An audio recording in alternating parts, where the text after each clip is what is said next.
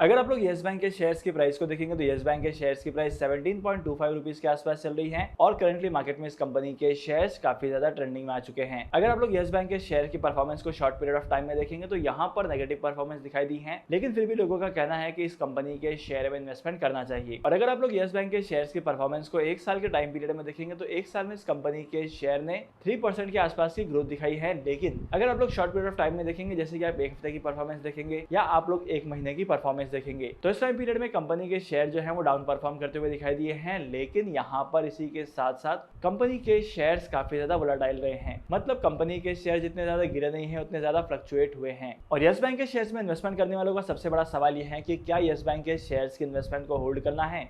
तो चलिए आज की वीडियो में जानते हैं कि इस बैंक के फंडामेंटल कैसे हैं और यहाँ पर आपको इन्वेस्टमेंट करना चाहिए कि नहीं करना चाहिए। तो एज यूजुअल हमारा आज का वीडियो भी इंपॉर्टेंट और इंटरेस्टिंग होने वाला है। तो आज की इस वीडियो को शुरू करने से पहले अगर आप लोग इस चैनल पर नए हो और आप लोगों ने इस चैनल को सब्सक्राइब नहीं किया है तो सबसे पहले इस वीडियो को लाइक करो और इस चैनल को सब्सक्राइब करो। जैसे कि आप स्क्रीन पर देख सकते हैं कि एक हफ्ते में इस कंपनी के शेयर ने नेगेटिव रिटर्न दिया है और यहाँ पर कंपनी के शेयर काफी ज्यादा वोलेटाइल रहे हैं। और अगर आप लोग एक महीने के रिटर्न को भी देखेंगे तो एक महीने की रिटर्न भी नेगेटिव में ही है। लेकिन अगर आप लोग एक साल के रिटर्न की ग्राफ को देखेंगे तो यहाँ पर जैसे कि मैंने आपको वीडियो के स्टार्टिंग में बताया है कि 3% तक का आपको अपसाइड ट्रेंड देखने को मिला है। लेकिन वहीं पर अगर आप लोग लॉन्ग टर्म में इस कंपनी के शेयर के पोर्टफोलियो को देखते हैं तो यहाँ पर हमें डाउन ट्रेंड दिखाई देता है, क्योंकि कंपनी के शेयर्स की प्राइस गिरते जा रही थी और 13 रुपीज से लेकर 17 रुपीज पे पहुंच चुकी है। तो लोग कहते हैं कि यहाँ पर इन्वेस्टमेंट करना चाहिए, आने वाले टाइम पीरियड में पोटेंशियल काफी अच्छा है। लेकिन अगर आप लोग कंपनी के फंडामेंटल्स को देखेंगे तो इस कंपनी के फंडामेंटल्स उतने ज्यादा स्ट्रॉन्ग नहीं है। जितने स्ट्रॉन्ग इस कंपनी के फंडामेंटल्स होने चाहिए थे उतने ज्यादा स्ट्रॉन्ग इस कंपनी के फंडामेंटल नहीं है। अगर आप इस कंपनी के रेवेन्यूज को देखेंगे तो कंपनी के रेवेन्यूज में इंप्रूवमेंट आ रहा है, लेकिन अगर आप कंपनी के नेट प्रॉफिट आफ्टर टैक्स के अमाउंट को देखेंगे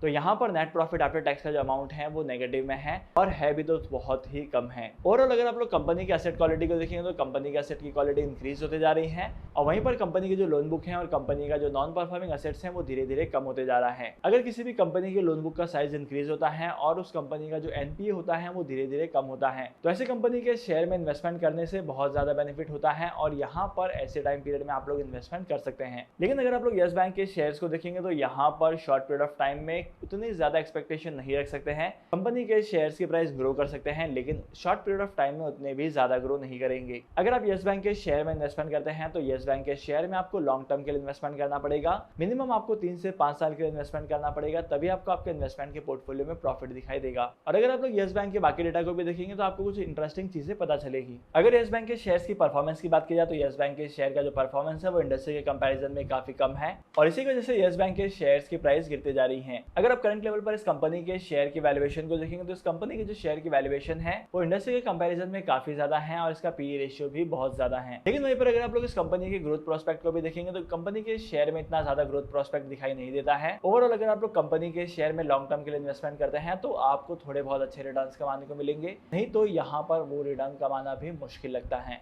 तो इंडस्ट्री के कंपैरिजन में इस कंपनी का जो प्रॉफिटेबिलिटी का रेशियो निकल कर आता है वो एवरेज रेशियो है, मतलब कंपनी ने कुछ खास परफॉर्म नहीं किया है। इसके अलावा इस कंपनी के शेयर में कोई भी रेड फ्लैग नहीं है।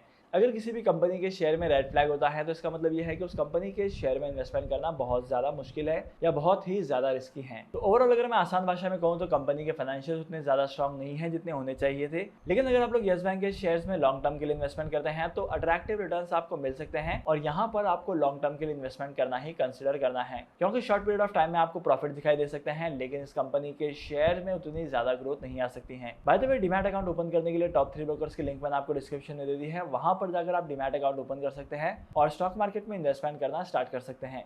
तो आज के इस इंपॉर्टेंट वीडियो को यहीं पर खत्म करते हैं। मैं आपको मिलूंगा अगली वीडियो में नए टॉपिक के साथ, एक इंटरेस्टिंग टॉपिक के साथ। तब तक के लिए signing off, happy investing and good bye.